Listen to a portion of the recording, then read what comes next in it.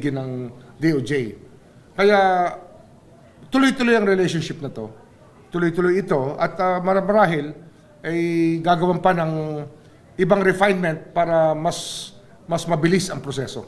Sir, isa din po sa dadatnan nyo doon ay yung committee report po ng House on the confidential funds ni Vice President Sara Duterte. Marahil, andyan na yan eh. Actually, nandyan na naman sa ombudsman ang mga report na yan. At bubuklatin natin, pag-aaralan, at tatanungin natin yung mga may hawak doon ngayon. Mga may hawak at yung may tungkulin na hawakan ng mga kasong yon bago tayo dumating. Kailan po kayo magsisimula? Meron pa ako mga inaayos dito. Kakausapin ko na yung mga tao doon. Pero officially, malamang Friday. Officially. Sino po naman kaya? Pero manunumpa na ako by Thursday. Yun ang balak. Sino po kaya ang magiging acting secretary ng DOJ?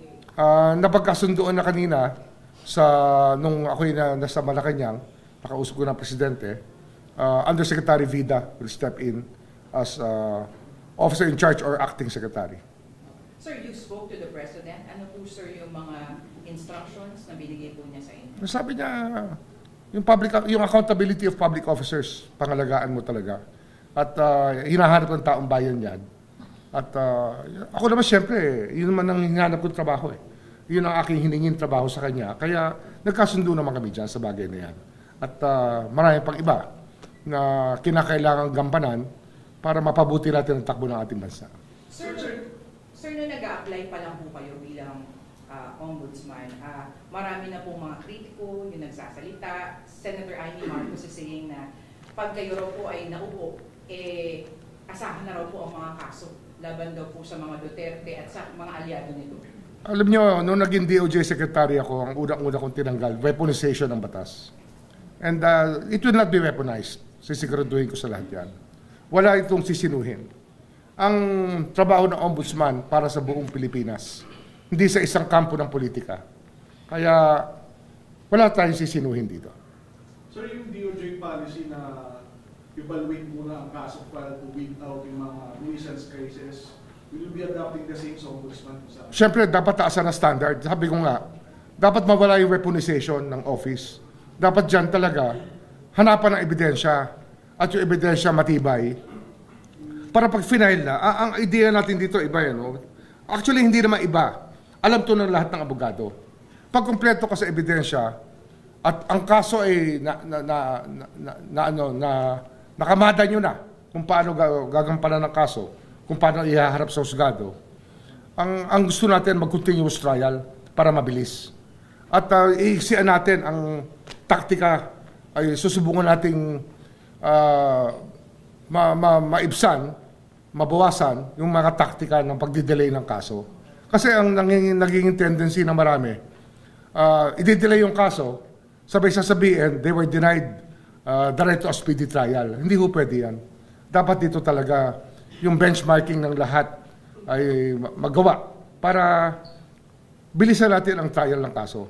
Ayusin ang ebidensya para tuloy-tuloy ang takbo. And ano yan, pwede naman kausapin dyan ng makikipag-dialogue ako dyan sa Sandigan Bayan para magkasundo naman sa bagay na ito. Kasi nga, ang justice system, dalawa yan, hindi naman DOJ lang yan o ombudsman eh. Ang isang parte niyan talaga ang court system. Kaya pag-uusapan namin yan para hindi na manaig ang mga taktika para humaba ang mga kaso. Marami po kayong unfinished task na iwanan sa DOJ. What will happen? Tiwala naman tayo na nasimulan na natin ang dapat magampanan ng DOJ. Nandun na tayo sa direksyon na yan. Kaya hindi ako natatakot na iwan ang DOJ na nandun pa yung mga trabahong kailangan gampanan. Pero, siyempre, ito talaga yung 3 taong kong ginagawa na araw-araw. So, mag-a-adjust pa tayo. Sir, meron ka bang mga list of names na nirecommend sa Pangulo na pwedeng pumalit sa'yo bilang Secretary of Justice? Hindi pa namin napag-uusapan. Yung una muna yung officer in charge. Yung officer in charge or acting secretary pagdating ng Biyernes. Sir, not necessarily related sa ghost projects, pero Is there any government agency that you think that the ombudsman should pay special attention to? Ngayon, ano to eh, buong gobyerno to eh. The whole government system is the purpose by which this office was put up by the framers of the Constitution is to make all public officers accountable. So every branch of government comes in.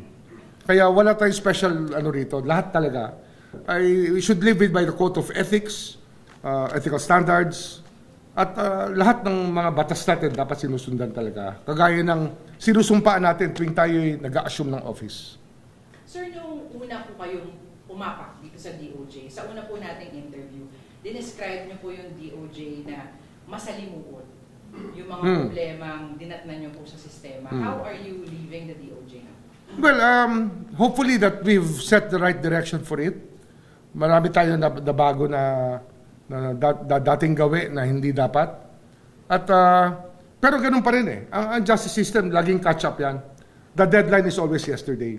Yun ang sinasabi ko lagi. Kaya there's always a sense of urgency with what we do here in the office. That's why we go to work every day. Basta health permitting, we're here every day para gampanan lahat ng kinakailangan gampanan.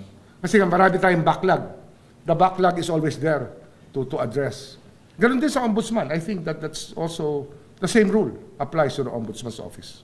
So will there be changes to the policy ng lifestyle changes? Lifestyle checks? Oh, kasama yan. May mga batas na lumalabas talagang mahalaga. Yung civil forfeiture law. Yung forfeiture law natin na soldier na magpa-file. Yan, pwedeng kausapin ng soldier para mabilis ang coordination with the ombudsman. Marami talaga yan na pwedeng gawin ang opisina ng ombudsman. And it has to be a working, running ombudsman's office. Yun talaga yung goal natin dito. Sir, yung mga salin, ito po ba isa sa publiko na? Ano yan? Dapat lang. Pero meron tayong data privacy law. Meron tayong pangingatan. Wala tayong karapatang matatrample upon na ating mag-violate. Kaya we will lalagay tayo ng guidelines lang sa pag-release ng SALN. And basically, unang-una ayaw natin yung subject ng data privacy law, dapat igalang natin lahat yan. At pangalawa, hindi dapat maging risk yan sa mga tao na i-release mo information. Kasi baka mamaya talagang naglahad talaga ng figures yung tao, ang isang opisyal, marami siyang cash, baka makidnap pag nilabas natin lahat yan. At siguro isa pang bagay na dapat tingnan natin, yung sharing ng information. Ano ba purpose? Ba't kinukuha ang SALN? Kung ito yung investigative journalism, sana naman i-share ang findings. Exactly all the findings should be shared with the Office of the Ombudsman also. Para naman, not left in a lurch, not left in a void ang Office of the Ombudsman. Makinabang din naman. Sa pag-release ng information, we get information back also. Sir, you mentioned din po doon sa JBC noon and yung interview niyo po sa media na gusto niyong makatuwang yung publiko sa paniniguan. Crowdsourcing. Crowdsourcing of information, malaking bagay yan. Gagawa tayo ng mechanism para makuha namin ang gustong ilahad ng publiko tungkol sa mga taong dapat imbestigahan ng Office of the Ombudsman.